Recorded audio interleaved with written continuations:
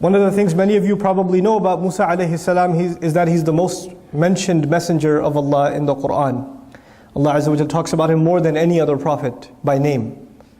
And Musa alayhi salam's, one of his stellar qualities in the Quran is that there are many, many du'as recorded from him in the Quran. And this is one of them. And this dua is particularly powerful. Musa alayhi salam, his story is mentioned in so many places, and this particular ayah belongs to Surah Taha, the 20th surah. And in this surah, Allah Azza wa Jal begins the narrative when he left his family and he saw a fire up on top of a mountain in the middle of the night. And he told his family to wait and to go see this fire. And when he gets up there, of course, he discovers that Allah Azza wa Jal is the one that's called him to it. Now in the course of that talk that Allah was giving him through the fire, Allah Azza wa Jal told him to throw his stick, his staff, al-asa. Musa alayhi salam throws it and it turns into a hayya, into a running snake. A poisonous snake in Old Arabic is also called a hayya. A snake whose fangs are out is also called a hayya. So it's running around, the snake is running around. And then he tells him, خُذْهَا وَلَا تَخَفْ. Grab the snake, grab it and don't be afraid. Now you tell me, as a normal human being, grabbing the snake and not being afraid, it's almost impossible. And yet Allah Azza wa Jal trained Musa alayhi salam to take this task on, to grab the snake and not be afraid. And at this point you notice Musa alayhi salam doesn't say, La astati' ya Rabbi. I can't do it, Ya Rabb. No dua to Allah to say, Ya Allah help me. He just does it. وَضْمُمْ يَدَكَ إِلَى جَنَاحِكَ تَخْرُجْ بَيْضَاءَ مِنْ غَيْرِ سُوءٍ آيَةً أُخْرَى. Put your hand in your pocket, in your sleeve, you take it out, it's going to be white. Another miracle I'm giving to you. لِنُرِيَكَ مِنْ آيَاتِنَا الْكُبْرَى اذهب إلى فرعون إنه طغى. This is to show you from the greatest of my miracles, of our miracles. Go to Fir'aun. He's rebelled. Now so far Allah has asked him for a few things, some pretty shocking things. He's asked him to grab a snake. He's asked him to, his hand has changed in color entirely. But Musa alayhi salam has no reaction. He's fine to all of this. But when Allah tells him, go to Fir'aun. Go to Fir'aun. He's the one in fact that has rebelled.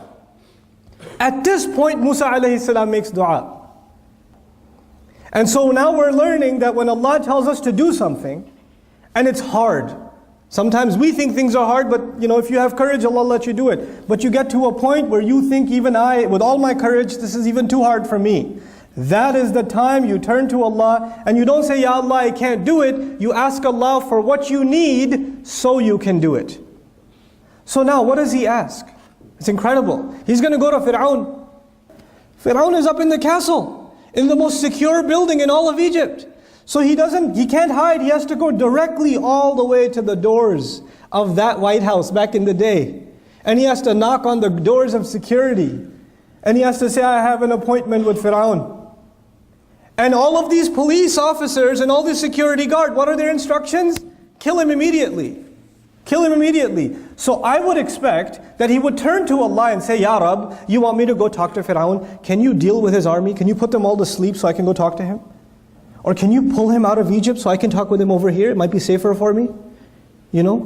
Or can you just magically fly me over there and I'll just end up in the castle and I can talk to him and my problem is solved. You want me to speak to him? I'll speak to him that way. Because I won't even get to him. Actually, in this dua, what he asks for is remarkable. He says, أَوَّلًا رَبِّ اشْرَحْ لِي صَدْرِي. Ya Allah, my master, expand my chest. When he thinks about going to Fir'aun, all of these thoughts are going in his mind and he's becoming nervous, he's becoming scared, he's becoming worried. Am I going to be able to do this? Am I going to get killed? Ya Allah, the first thing I need to do to fulfill your command is I need to calm down. There are times where I'll be afraid, there are times where I'll be angry, there are times where I might even get depressed because I see no results, these guys not changing. I might go through a score of negative emotions. And Ya Allah, you need to give me something that will keep me emotionally stable and positive. And then he says, وَيَسِّرْ لِي أَمْرِي. And Ya Allah, you make my mission easy for me. You make my mission easy for me. You're the one who gave me this mission. But as skilled as Musa alayhi salam is, and Allah's choice is perfect, When Allah chose Musa alayhi salam to take on Fir'aun and to challenge him, there's no better qualified candidate on the face of the earth at the time than Musa alayhi salam. So Allah knows what He's doing.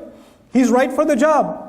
And now we're learning, even if you're the most qualified to do a job, your qualifications, as good as they are never enough. Allah has to make ease on His end. Allah will make ease on His end. And these two things have to come together. Musa alayhi salam has to make his effort. But his effort alone will not give victory. It will come when Allah makes the task easy.